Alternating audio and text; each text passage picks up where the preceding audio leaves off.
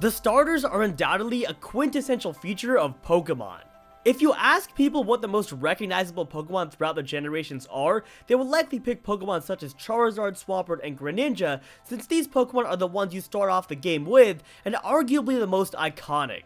Poorly made starters can give an otherwise good game a bad first impression, whereas well-made starters can result in a bad game giving a good first impression. Given that the starters are the first Pokemon you come into contact with, it's essential that Game Freak nails the starters for Pokemon Sun and Moon, which is precisely what the topic of this video is about. Also, a quick disclaimer here, I'm not actually going to be saying anything about the starters' designs, since I feel like this is something that's very subjective. Instead, most of the stuff I'll be bringing up is going to be stat, type, or ability related. Anyways, without further ado, let's get into my 5 essential features that would make the starters for Pokemon Sun and Moon picture perfect. Feature number 1, all starters must have base stat totals of 600. Through the generations, there have been a couple of starters that have been a bit useless. Gen 5, I'm looking at you right now. Don't take this as me trying to hate on your favorite Pokemon or anything here. All I'm trying to say is that the starters need to be really good Pokemon, otherwise there's no incentive to use them. And the best way to remedy this is by giving them fairly high BSTs, ideally around 600. Any more than 600 would definitely be a bit overpowered, but at 600 they're at least on par with many of the pseudo-legendaries out there, which I think is pretty fair given how rare the starters are. Moreover, it's essential that they all have the same base stat total, otherwise the starters could get a little bit unbalanced, which unfortunately has happened in the past. If Game Freak could implement this feature, it would go a long way to making the starters very useful in Pokemon Sun and Moon. Feature number 2, completely new typings. One thing I want to see from the starters in Pokemon Sun and Moon is completely new typings for all of them. Most especially if we get another fire fighting type or a Pokemon that's pure fire, grass, or water, I'm gonna choke a Pikachu. I think sticking with the fire, water, grass core is perfectly fine, since that is sort of a tradition, but the secondary typings have got to be all new.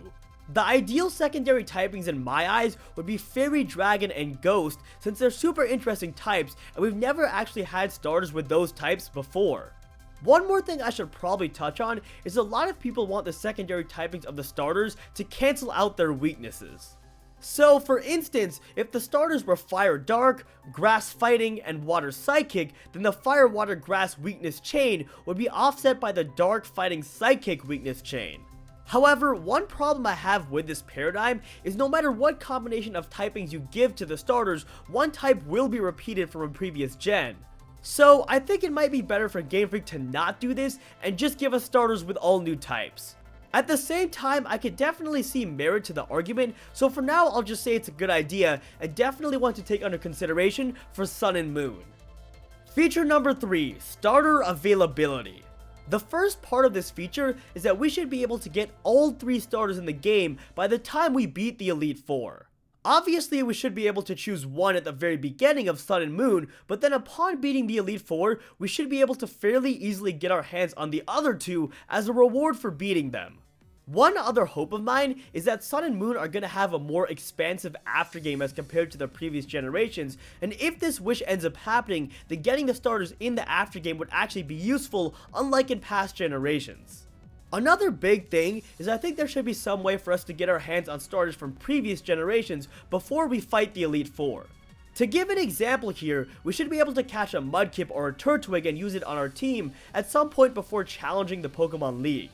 Starter availability in general has been really poor in the Pokemon games, which is a huge bummer. And that's exactly why I'm hoping it gets fixed for Pokemon Sun and Moon. Feature number 4, starters that play differently. By this, I specifically mean that each starter has to play a completely different role.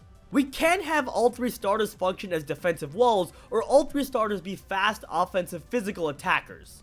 The starters need to be very different not only in their typings and designs, but also in how they play and function.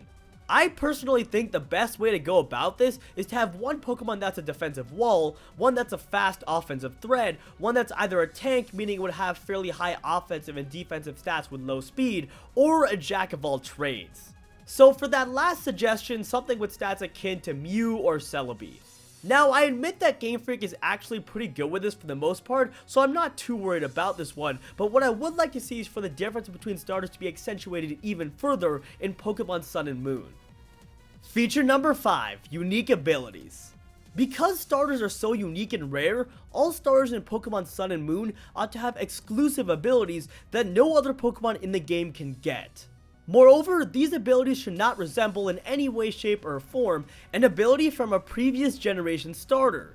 So, for example, something that boosts your stab moves when you have less than 30% HP is completely out as an ability in these games.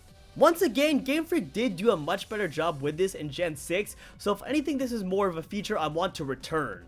Also, starters should have only a single ability as opposed to multiple abilities. This way, when you choose your starter, you pretty much know exactly what you're getting right off the bat. Also, I want these abilities to actually be useful. Magician from X and Y was a rather useless ability, especially in-game, so I'm hoping they don't go with something like that. Instead, I'd like to see an ability more akin to Protean or Stance Change, abilities that were incredibly useful for the Pokemon that had them. Not like them in the literal sense, of course, but rather in the fact that they're one-of-a-kind abilities. If Game Freak could successfully do this, I have no doubt the starters for Pokemon Sun and Moon would be picture perfect.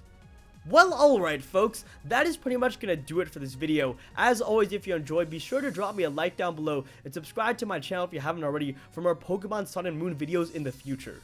And of course, be sure to let me know your thoughts on this list. Do you like it, or are there a couple of points that you disagree with me on?